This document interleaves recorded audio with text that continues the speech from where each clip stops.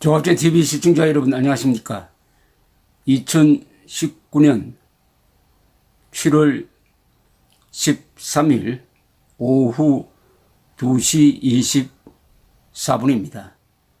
작금의 한일 관계에 대하여 좀 정리된 말씀을 좀 드리려고 합니다.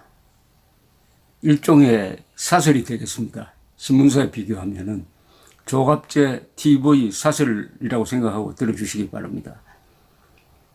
문재인의 국익 자해 외교에 동조하는 어리석은 국민이 되지 말자.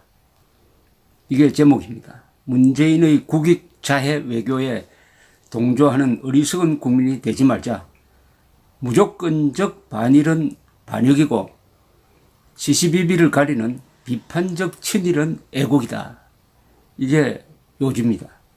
문재인 정권은 헌법의 국민주권론을 부정하는 반대한민국적 계급투쟁론으로 무장, 헌법, 사실, 과학을 무시하는 법치 파괴, 역사 파괴, 국익 파괴, 문명 파괴를 자행, 국채 변란을 꾀하고 있다. 사실상 반대한민국 세력이다. 자유민주적 기본질서를 부정하는 이념을 안보, 외교, 내정에 반영하여 스스로 혁명정권을 주장하면서 대한민국의 적인 김정은의 안전을 위하여 국가, 국군, 국민, 북한 주민을 포함합니다. 의 안전을 희생시킨다. 북한 노동당 정권과 북한군을 적대시해야 하는 것이 헌법적 의무인데 우호적으로 본다. 국군으로 하여금 북한군을 주적으로 보지 않도록 명령하였다. 한편 한미일 동맹관계와 한일 기본조약에 따라 우방국으로 대해야 할 일본을 오히려 적대시한다. 특히 헌법의 최고 가치인 자유민주적 기본질서를 부정하는 삼권 분립 위해 책동, 언론 자유침해, 공무원의 정치 도구화, 정치보복 차원의 편향적 수사를 계속하고 있다. 문재인은 대통령이 되기 전부터 무조건적 반일 종족주의 성향을 보여왔다.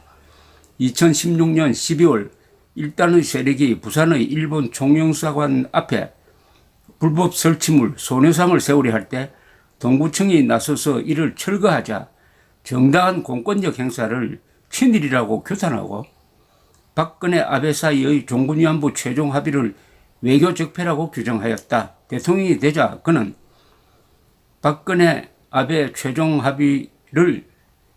합의의 협상 과정을 조사하고 합의 정신을 부정하며 비밀로 다루어야 할 외교 문서까지 공개하였다.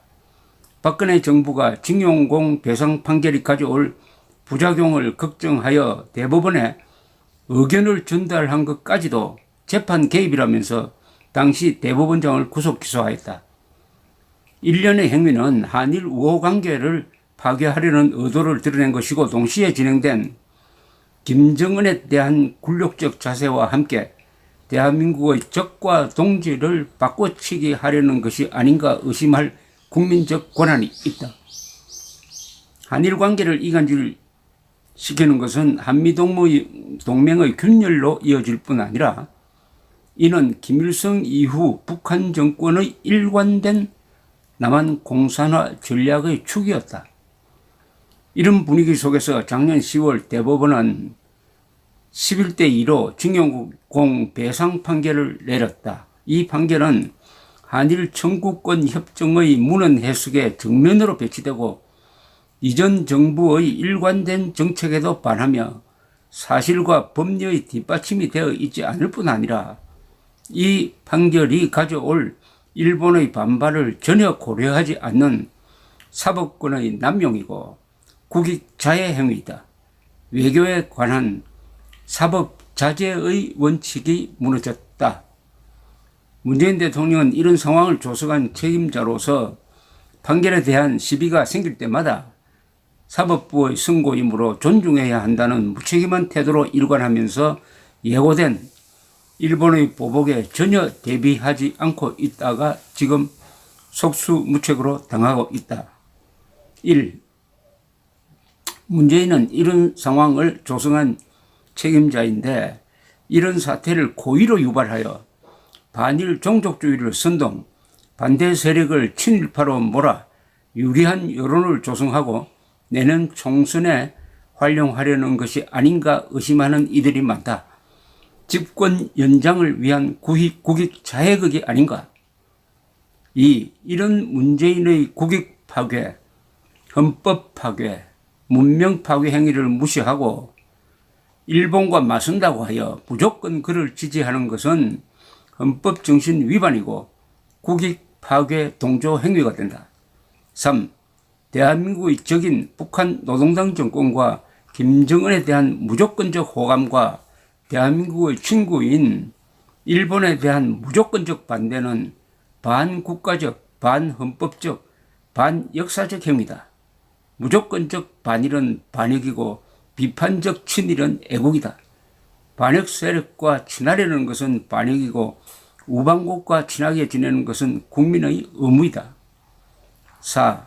오늘의 일본과 1945년 이전의 일본을 동일시하여 오늘의 일본과 친하게 지내야 한다는 자세를 친일파로 모는 것은 북한 노동당 정권을 동족이란 이유로 악행을 무조건 덮어주면서 친구로 삼아야 한다는 종족주의적 주장과 함께 국민들의 피와 구분 능력을 마비시키는 정도가 아니라 전도시켜 거꾸로 뒤집어서 공동체를 해체하려는 일종의 역모다. 5. 대한민국 국민된 자로서 친북은 여기서 북은 북한 노동당 정권입니다. 북한 주민이 아닙니다. 친북은 범죄이고 시시비비를 가리는 자세에 입각한 비판적 친일은 국민된 의무다. 이번 기회에 김정은이 적인지 일본이 적인지를 확실히 가려야 한다. 1945년 이후 일본이 한국을 도운 사례는 많다. 1. 한국전 때 일본은 유엔군의 보급기지였고 일본인들이 원산항 소해작전에 참여하였다. 지금도 일본은 유엔군 후방기지를 제공하고 있다. 2. 일본은 한미일 동맹의 일원으로서 한국의 적인 북한 정권을 견제하고 있다. 3. 1965년 이후 일본에서 많은 기술과 자금이 들어갔다. 5. 4. 서울올림픽 준비를 도왔다. 5. 1983년의 칼 007 피격 사건, 1987년의 대한항공 폭파 사건 때 일본은 크게 한국을 도왔다. 특히 대한항공 폭파 사건의 범인을 바레인에서 체포하도록 한 사람은 일본 외교관이었다. 6. 전두환 정부 때 40억 달러의 경협 자금을 제공했다. 7. 북핵과 북한 인권 문제에 있어서는 한국보다도 오히려 더 열성적으로 나서고 있다. 8. 아베 총리는 한반도의 자유통일을 지지한다고 공언하고 있다. 9. 일본은 한미일 동맹의 일원일 뿐 아니라 자유민주주의를 공유하는 가치동맹이다. 이런 일본이 적인가 동정인가? 이번 이 사태를 우리가 생산적으로 건설적으로 활용할 방법이 있다면은 이번에 크게 한국에서 이 문제를 가지고 토론을 해가지고 일본이 적이냐 동지냐를 가리자, 김정은이 적이냐 동지냐를 가리자 하는 국민적 논쟁과 그 결론으로서 제대로 된 피와 식별 기능을 갖는 계기가 된다면은 이번 사태는 오히려 전화 유복이 될 것이라고 생각을 합니다. 그렇게 되면 그런 전제를 깔고서 제가 주장해 온 바는 뭐냐 하면은 무조건 문재인 정부를 지지하면 안 된다는 겁니다. 문재인 정권이 국익 파괴, 안보 해체 외교를 해왔는데 그 연장선상에서 이루어진 이 한일 갈등에 있어서 무조건적으로 문재인을 지지하면은 국익 파괴에 동조하는 것이 된다 이거죠.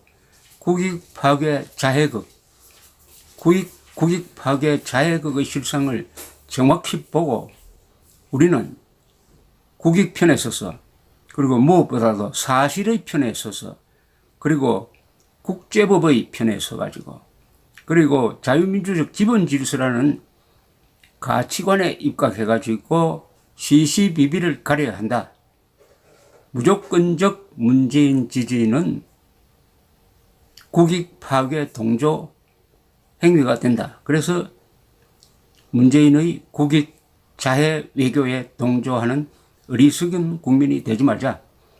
무조건적 반일은 반역이고 시시비비를 가리는 비판적 친일은 애국이다. 지금의 일본은 1945년의 일본과 전혀 다른 나라다는 점을 결론적으로 말씀드리고 싶습니다. 감사합니다.